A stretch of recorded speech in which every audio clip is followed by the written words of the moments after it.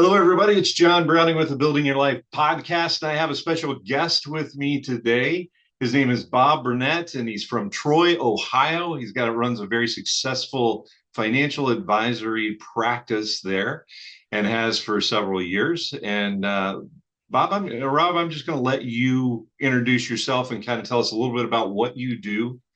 And we've been talking a little bit before we started recording about the idea of preparing and planning for your estate and things like that. But we want to just kind of cover the difference between financial advisory and wealth management and financial planning and some of the differences between all of those and what real financial advisors and wealth managers really should be doing for folks. But I want you to take a little bit of time and introduce yourself. Awesome. Um, Appreciate you having me on your podcast. Once again, my name is Rob Burnette. I am the CEO and lead financial advisor for Outlook Financial Center. Outlook Financial Center is a financial planning firm. Our goal is to make sure that your money outlives you. That's kind of the direction we take everything. And so we do that. We have within the practice, we have a financial planning arm that does insurance and planning and things of that nature. We have a second part of the firm that does all the investment advisory work, all the work with securities. We own the investment advisory firm that we use. And then thirdly, and sets us apart from a lot of financial planning firms, we actually do tax preparation in-house. We do it primarily for our clients. We don't advertise we do tax preparation uh, to the general market. I'm not looking to be the next H&R Block. It's not my plan. So we do it primarily for our clients. We don't require them to do it with us. If you do, great. If you don't, just make sure I get a copy of the tax return because I'm going to need it for the planning. And then we do a lot of work with pastors and missionaries all over the world. So when I tell people I've got clients all over the world, I literally do. And so the countries we've added so far this year is Nepal, Costa Rica. Um, we've had China for several years. So when I say all over the world, I mean that. So it's a very interesting line of work in that regard. But I think having that breadth of knowledge makes us better advisors. So every time we make a recommendation, every time we have a conversation, we're making sure we're covering all the bases, and we don't have to send somebody out to get a third party answer. We may have to send somebody out to do third party work, like we're not attorneys. So somebody's got to put the wills and the estate documents together, do any special needs trusts or trusts in general. We don't do those things, but we coordinate all that activity. And so that's what we do as a practice. Okay. Yeah. So it's a lot like, although there are some differences with Guardian Rock Wealth, where we do comprehensive financial planning and wealth management. Mhm. We do not have worldwide clients, though. That's very cool. I love that. We do have a clergy. Anyone in full-time Christian service can utilize our services for the same price that a $1 million or more client will use them for. So that's something that we like to do as well. We do cover the entire United States, though, and we've got clients in Hawaii and Maine and everywhere else, although we're based out of Illinois and Florida. But one of the things that you and I were talking about, and you had a great story that I want to make sure we get to. And I want to also point people back to, we've had several different podcasts. A couple of them with Cindy Arledge. The latest one was just a few weeks ago, and it was entitled "The Costly Myth: Why They'll Figure It Out Could Ruin Your Family's Future." So that sort of mentality that, this is one of those things that's hard to talk about, your own mortality and all that, but it's so necessary in the financial planning and wealth management aspect of your life that Cindy Arledge in particular, she's not a financial planner, doesn't do any financial advice, anything like that, but she does help families make it fairly easy and even, dare I say, kind of fun. She's got a workbook that Mhm. she puts people through, and they get to sit down as a family. It's a great family time if you kind of go into it with the right mentality. to make sure that your financial affairs and beyond that, some of your non-financial affairs are taken care of. Because one of the worst things that can happen, right, is you're incapacitated Hmm. and you're still living. And Right. what does your family do? Is everything organized? Do they even know where things are? Do they even know who your doctor is and that kind of stuff? Hmm.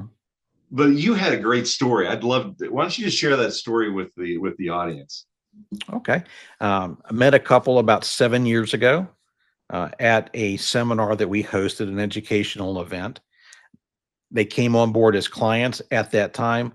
The husband was still working full time.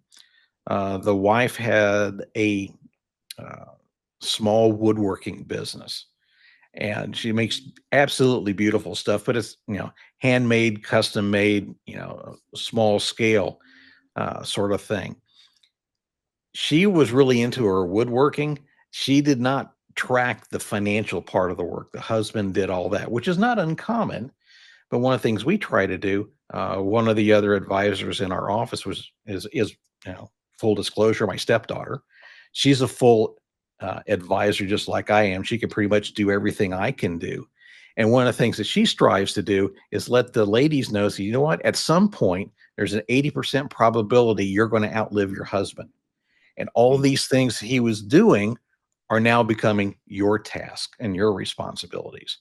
I will tell you, this particular wife was not ready for that. Even though she knew it, even though she'd been to the meetings, she said she was following along. I really didn't believe her, just because that was not her thing. So when he did pass away, we got him through working, we got him through retirement, we got him through lifetime income. They were financially set. He kept terrific records. When he passed, she just reached out to us and says, "Okay, I know you guys have my back covered." Says, "But I don't understand a thing. I've got all these requests for information, for death claims, and I have no idea how to fill out any of this stuff." One of the things we told you said we would take care of it. If we lost one of you, we'd take care of the other one. Come on in, we'll get you taken care of. And so we did that. Now there was several months of getting all the things lined up and all the things done. One of the things we also did is they have two kids. Um, one of them lives locally and is very financially savvy. She has been a tremendous asset in telling mom, and it's just so she hears from us, she understands it. She looks at mom, says, "He's doing the right things, she's doing the right things. Here's how it's going to manifest itself. And here's what you need to feed them." So getting the kids involved, particularly in this kind of case, is really important for two reasons. First reason is, what happens when you lose mom? You guys need to know what happens, what's next, what are all the consequences of that, because your choices are different from what mom had. That's just the nature of the business. And so having that integrated has been very, very helpful. It's been very comforting to the surviving wife. And we get calls from her periodically. So we've been doing their family's taxes for 8 years. And so now she's saying, "Do you have everything you need?" Because her husband was just so well organized. When we got the package from him, the data stuff, he always sent us what we asked for. Everybody in our business loves that because we don't all Yes. get that. And she just, called today, says, "Okay, do you have everything? Am I missing anything?" And so she's starting to get into what needs to be done. Is she expert at it? Well, of course not. That's our job, is to be expert in those things. So the really gratifying part about this is we have taken them from they're healthy, they're working, to retirement, to the tragedy of losing that husband at age 68. You know, just a short aside, they happen to live around the corner from me. And so one of the things we would do during this transition, I said, if you don't want to come into the office, just drive around the corner, knock on the door. My wife doesn't bite hard. Uh, Dogs are noisy, but they're not going to hurt you. They're little. And if you need to drop off something, just drop it off. If I need to swing by after work, I'll do that, because literally they're around the corner from me. Now, we live out in the country, so around the corner's got a little more distance than you would have in a neighborhood, but they're still around the corner. And so the gratification of, and I think that's the highest thing we can do, in our business is prepare someone for that transition to, okay, my spouse has passed away, regardless of, husband or wife, it doesn't matter in that regard. And then have somebody who's been through that. One of the things I bring up, my daughter Lori, she in her life has been single, married, divorced, and widowed, and she's not that old.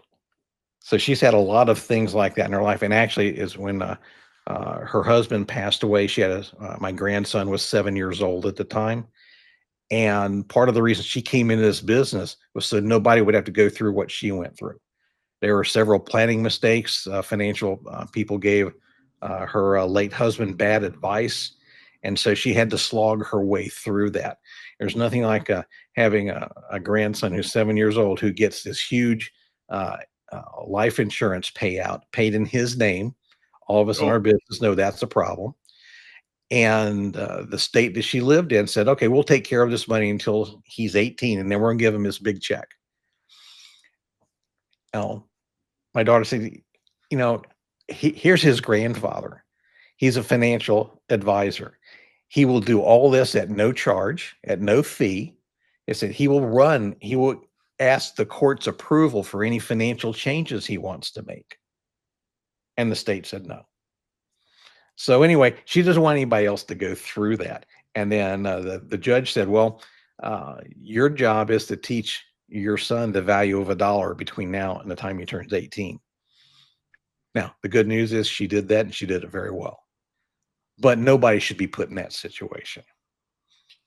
So if yeah. we can take a traumatic family event, losing a loved one, take all the financial worry out of it, them having that comfort knowing it, okay, that's going to be taken care of.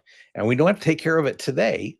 We just know that when we're ready in our grieving process to go address that, it's there, it's available, and we'll get it done, and we'll get it done efficiently and effectively. I think that's the highest thing we can do for a client. Yeah, I would agree 100%. And it's always difficult for us. I don't know if you find the same thing to really get people to think about it because we all feel, I think, until we get to a certain age, I'm not sure when that magic age is, we all think we're invincible. Mm-hmm. Like, it's not going to happen to me, or somehow we'll avoid this thing. But death and taxes are something that happens to us all. And unfortunately, that's the one thing we just do not know is when that might happen. And Mm-hmm. even the younger couples, you always have the one, almost always have the one side of the couple that really just hates this whole financial thing. And they don't even Oh like yeah. to show up for the meetings. And when they do, to your point, they're not really paying a lot of attention. They're like, oh, she will figure it out or he will figure it out. It's got Mm-hmm. all this stuff taken care of. And generally speaking, and I'm making some generalizations here, the person who has it all figured out, it comes easily to them. Mm-hmm. And they may not even create the records that the guy you were talking about did, and it may make it even more difficult. So having this put in place and making sure, even if you go to yourself or to somebody like me for a second opinion, even Mm-hmm. because like you said, a lot of times, like we do insurance here at Guardian Rockwell, not a lot, but as people need it as part of the overall financial plan, long-term care Mm-hmm. insurance, um, life insurance, things like that. It's part of the Mm-hmm. financial plan, but clearly that was, I'm guessing that was maybe somebody who was maybe just a life insurance agent and that they were just didn't think about the implications of a 7 year old Mm-hmm. getting a big check and then the family can't even use that. Well, surely they can use it, just put it in his name. No, that's not how it works, right? Right. The state Exactly. gets it. And I think another big misconception out there is when people just assume that something does happen to you, say it's a horrible, say it's a car accident or Mm-hmm. a sudden illness and you're in the hospital. If you're the spouse you can make decisions, but if you're not the spouse, like your kid can't make decisions for you if Mm-hmm. you don't have that healthcare power of attorney, healthcare proxy, and the financial power of attorney in place. Somebody's going to make a decision for you, Mm-hmm. but it might be the state of wherever you are. Right. Yeah, So it's I just tell so people important. that you tell me you don't have a will, I tell you, yes, you do. You just didn't choose it. It's the laws of intestacy of wherever you live, and it will probably not go the way you want. Undoubtedly will not go the way you want. Yes, that's right. And not to mention taxes, right? If things Mhm, get tied up in probate, even small, people think, well, I don't have that many assets, so I don't need a trust. mhm, Not always the case, right? You and I know this. That mhm. I had one case where it was actually a $50,000 estate, but because nothing was in place, or actually the right documents were not in place, it had to Mhm. go through probate. Took a year for that to get through Wow. probate, and it cost. This was in the state of Ohio, actually, and it cost a significant amount of money because the court hires whoever they want to do Sure. the lawyer work on it because you're not around anymore. So the money, she wanted it to go to a charity, but not all of it made it there because a lot of it went to the lawyers. Mhm. Well, not only that, but the state has a pecking order, and they say, "Yeah, you wanted to go there, but the pecking order says we're gonna send it here." And that's not what you wanted. So, Right. yeah, whether or not you need a trust or not, that's a conversation we have with virtually every client. And what we encourage them to do is this guy, we would send them to 2 different attorneys.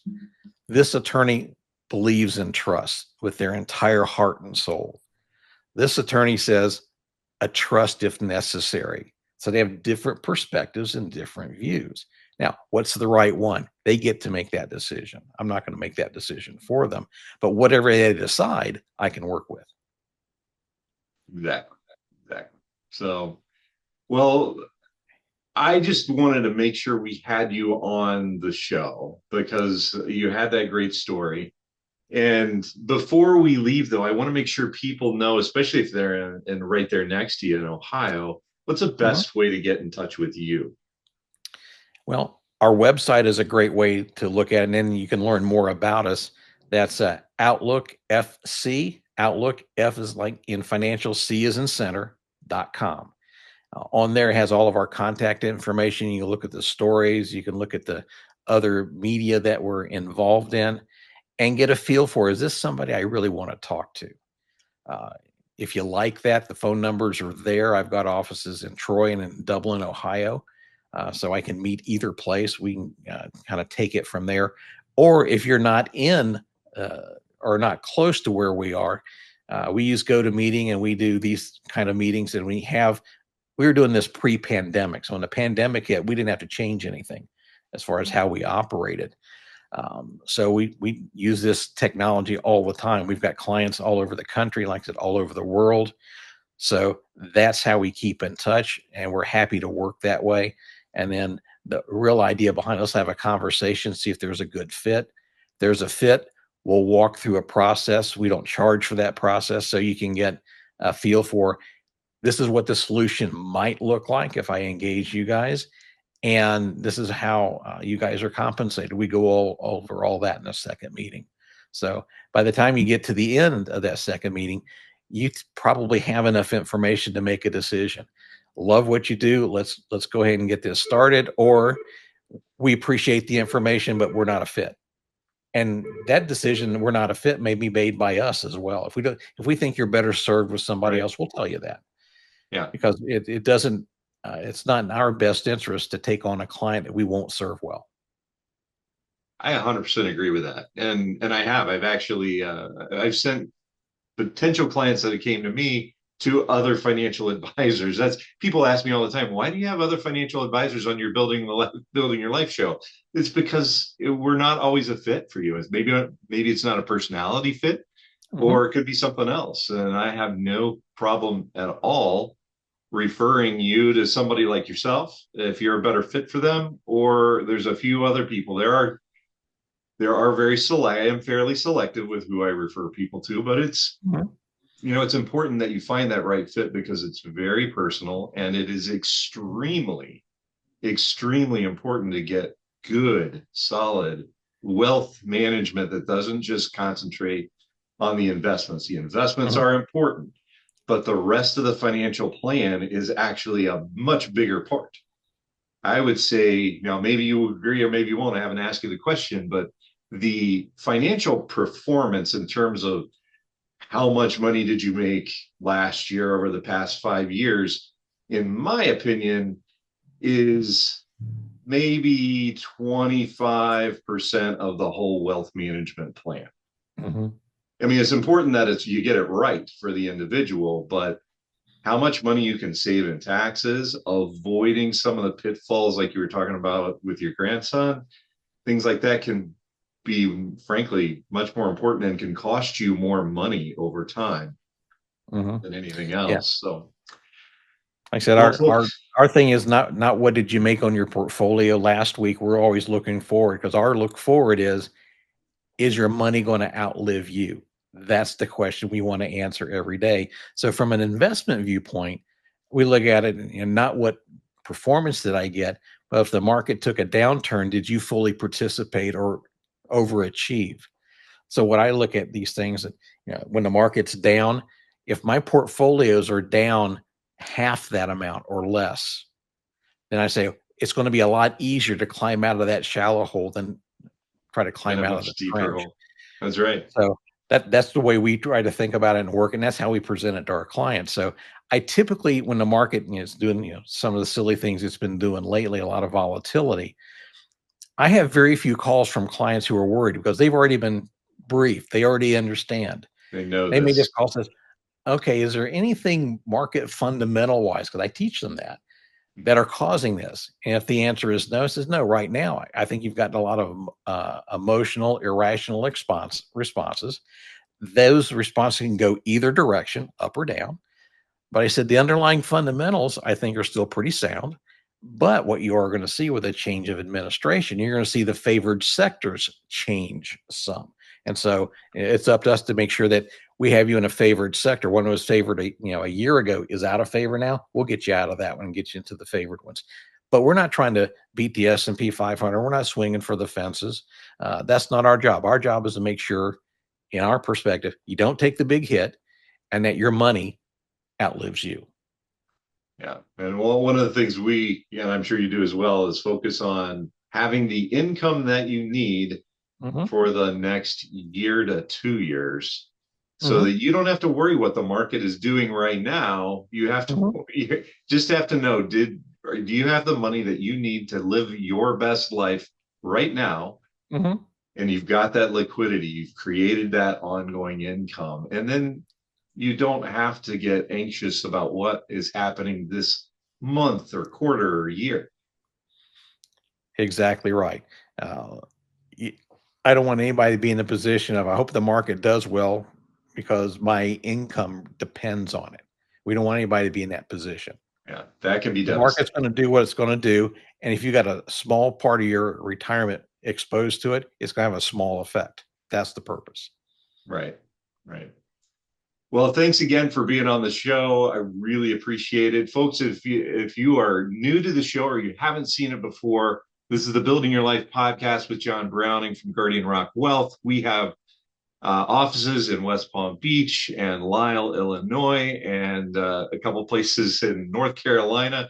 So we are all over the place. We do most of our visits virtually, but as Rob mentioned, we will, if you are in the Florida area, within a couple hours, we will most likely be seeing you personally as well. We do that also. And you can reach us at guardianrockwealth.com.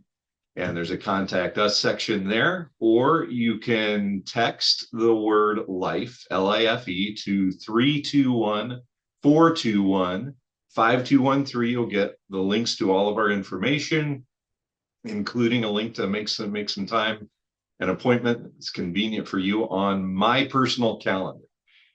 So you'll always talk directly with me, at least the first time, and then you'll always have access to myself if you need it, rather than a member of my staff if that is what you would like. But we also have staff members that can help you out as well.